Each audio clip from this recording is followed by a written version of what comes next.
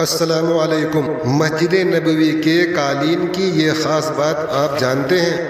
مسجد حرم اور مسجد نبوی کے دیکھ بھال کے امور کی زلزلہ اتھارٹی نے مسجد نبوی میں قالینوں پر خصوصی توجہ دیتی ہے۔ مسجد میں 25,000 سے زیادہ قالین بچھائے گئے ہیں۔ سعودی خبر رساں ادارے SPA کے مطابق ان میں 14,000 سے زیادہ صحنوں، 6,150 رائیداریوں اور 5,500 قالین مسجد کی چھت پر بچھائے گئے ہیں۔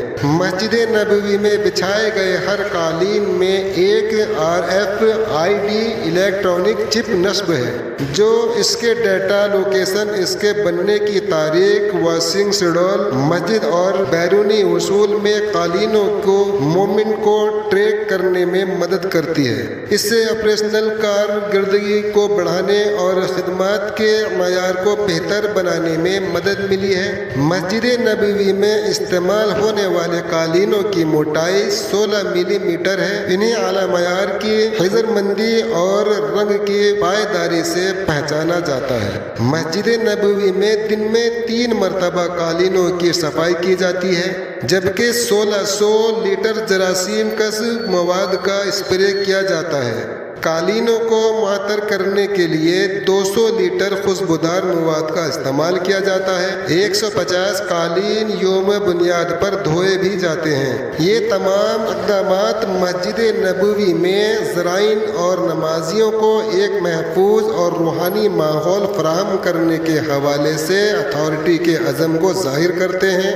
مسجد حرم کے زائرین اسمارٹ ریسٹ بینڈ سے فائدہ اٹھائیں۔ ادھر ایک دوسری خبر میں حرمین شریفین انتظامیہ نے زائرین سے اپیل کی ہے کہ وہ بچوں، بزرگوں اور بصارت سے محروم افراد کے لیے مخصوص حفاظتی ریسٹ بینڈ کی شروع سے فائدہ اٹھائیں۔ سبق ویب سائٹ کے مطابق یہ اسمارٹ ریسٹ بینڈ کم ہونے کی صورت میں بچوں، بزرگوں اور نابینا افراد تک رسائی کو آسان بناتا ہے۔ انتظامیہ نے کہا ہے کہ یہ سروس جدید اور اسمارٹ حل ہے جو زائرین کی سلامتی کو یقینی بناتی ہے اور انہیں مناسک کی ادائیگی کے دوران اطمینان فراہم کرتی ہے۔ اس کے تحت مستفید شخص کو کلائی پر پہنا جانے والا ایک بینڈ فراہم کیا جاتا ہے، جس میں اس کے اہل خانہ یا ہمراہ افراد سے فوری رابطے کی معلومات درج ہوتی ہے۔ حفاظتی ریسٹ بینڈ مسجد حرم کے مخصوص مقامات پر تقسیم کیا جاتا ہے،